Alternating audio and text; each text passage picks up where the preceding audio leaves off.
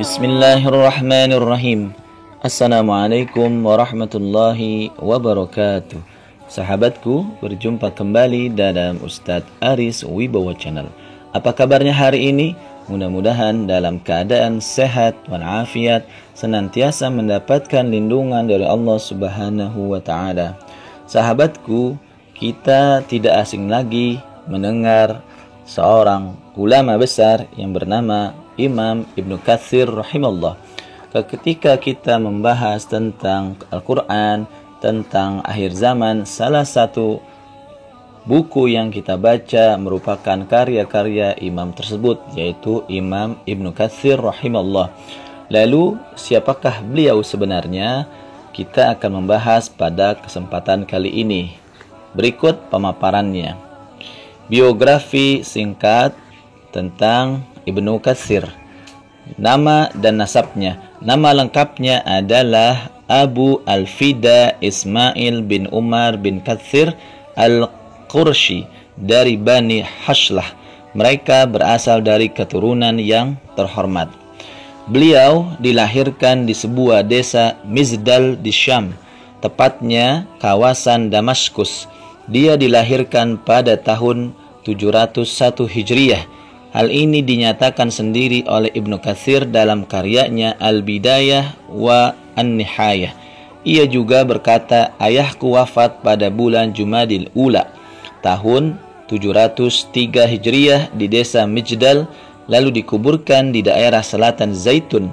Saat itu aku berumur 3 tahun dan tidak sempat mengenalnya. Setelah ayahnya wafat, ia pindah ke Damaskus pada tahun 707 Hijriah bersama saudara kandungnya Kamaluddin Abdul Wahab Ibnu Katsir. Banyak belajar darinya sejak kecil. Pada tahun 711 Hijriah atau ketika Ibnu Katsir berumur 10 tahun, ia telah hafal Al-Quran dan ia telah menguasai berbagai macam-macam bacaan Al-Quran. Ibnu Katsir lalu berkonsentrasi untuk mempelajari hadis-hadis Nabi. Ia banyak mendengarkan hadis dari para penghafal hadis pada zamannya.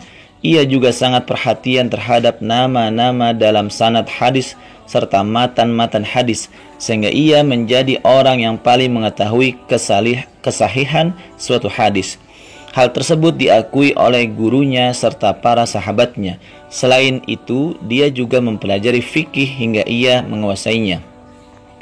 Imam Ibnu Katsir banyak belajar dari beberapa syekh, tetapi kami hanya menyebutkan beberapa guru Ibnu Katsir yang memberi pengaruh besar pada dirinya, antara lain 1.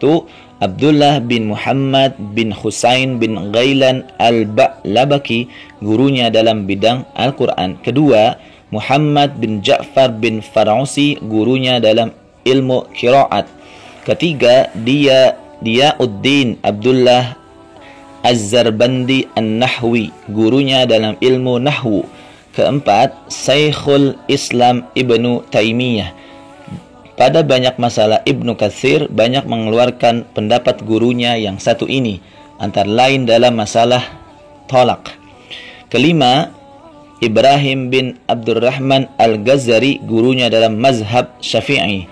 6. Nazmuddin Al-Asqalani, gurunya dalam bidang hadis Sahih Muslim. 7. Yusuf bin Abdurrahman Al-Mazzi.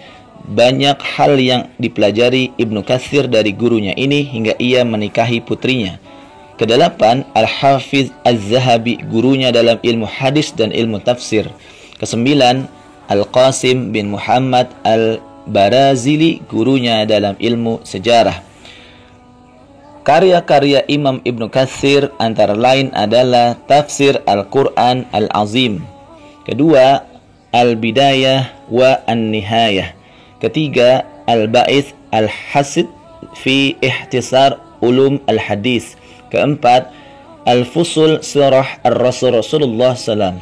5. Jami' Al-Masanid wa As-Sunan Al-Hadi lil Aqwam As-Sunan. 6. Fadail Al-Quran. Ada bukti-bukti lainnya, baik yang telah dicetak maupun yang belum dicetak. Kitab-kitab yang disebutkan di atas telah dicetak semuanya. Imam Ibnu Katsir wafat pada hari Kamis 26 Sa'ban 774 Hijriah atau sekitar berusia 73 tahun. Orang-orang yang mengantar jenazahnya banyak sekali. Dia dimakamkan di sebelah kuburan Syekhul Islam Ibnu Taimiyah di pemakaman As-Sufiyah kawasan Damaskus sebagaimana yang telah ia wasiatkan sebelumnya.